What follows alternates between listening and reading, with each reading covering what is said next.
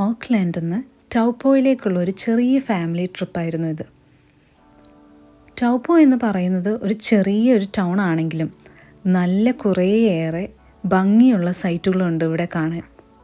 അതിലൊന്നാണ് craters of the moon. ടൗപ്പോ എന്ന് പറയുമ്പോൾ ആദ്യം എല്ലാവരുടെയും മനസ്സിൽ കടന്നു വരുന്നത് ഹുക്ക ഫോൾസ് തന്നെയാണ്.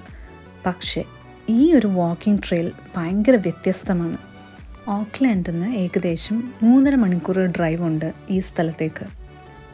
കൗണ്ടറിൽ ചെന്ന് ടിക്കറ്റ് എടുത്ത് കഴിയുമ്പോൾ നമുക്കിങ്ങനൊരു മാപ്പ് തരും. ഇതാണ് craters of the moon walk വേയിലോട്ടുള്ള എൻട്രൻസ്. കയറുമ്പോൾ തന്നെ നമുക്ക് ഒത്തിരി ഇൻഫോർമേറ്റീവ് ആയിട്ടുള്ള കാര്യങ്ങൾ ഇവിടെ ഡിസ്പ്ലേ ചെയ്ത് വെച്ചിട്ടുണ്ട്. 40 മിനിറ്റാണ് main walk way.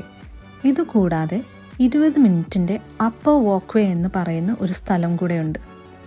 Craters of the moon സ്ഥിതി ചെയ്യുന്നത് ടൗപ്പോയിൻ്റെ വോൾക്കാനിക് സോണിലാണ്. അണ്ടർഗ്രൗണ്ട് ജിയോ തെർമൽ ആക്ടിവിറ്റി ഉള്ളതിനാൽ ഗീസേഴ്സും മഡ് പൂൾസും ഹോട്ട് വാട്ടർ സ്പ്രിങ്സും എല്ലാം ഇവിടെ കാണാം. ചിലയിടങ്ങളിലായിട്ട് ലുക്ക് ഔട്ട് പോയിൻറ്റ്സും അവർ വെച്ചിട്ടുണ്ട്.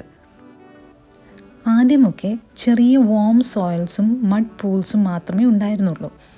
പക്ഷേ 1950s വൈറേക്കി എന്ന സ്ഥലത്ത് തെർമൽ പവർ സ്റ്റേഷൻ വരികയും അതിൻ്റെ ഡെവലപ്മെൻറ്റിൻ്റെ ഇടയിൽ അണ്ടർഗ്രൗണ്ട് വാട്ടർ പ്രഷർ ഡ്രോപ്പ് ആവുകയും ചെയ്തു. അതിനടുത്ത് കിടക്കുന്ന ഈ സ്ഥലത്ത് ജിയോ തെർമൽ ആക്ടിവിറ്റിക്ക് വ്യത്യാസം വരികയും അത് കൂടുതൽ ഇറപ്ഷൻസും സ്റ്റീംസും ഭൂമിയിൽ നിന്നുണ്ടാക്കുകയും ചെയ്തു. ഇങ്ങനെ ഇറപ്ഷൻസ് ഉണ്ടാകുമ്പോൾ കല്ലും മണ്ണുകളുമൊക്കെ ഏകദേശം 100 മീറ്റർ വരെ ഉയരത്തിൽ തെറിക്കുമെന്നാണ് അവർ പറയുന്നത്.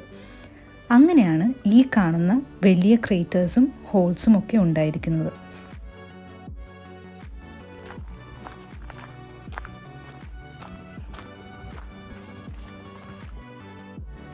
ഈ കാണുന്നതാണ് ഈ റീജിയനിലുള്ള ഏറ്റവും വലിയ മഡ് പൂൾ. അപ്പർ വാക്ക് വേ കൂടെ നടന്ന് ഒരു 20 മിനിറ്റ് കഴിയുമ്പോൾ നമുക്കിങ്ങനൊരു ലുക്ക് ഔട്ട് പോയിൻ്റ് കാണാൻ പറ്റും.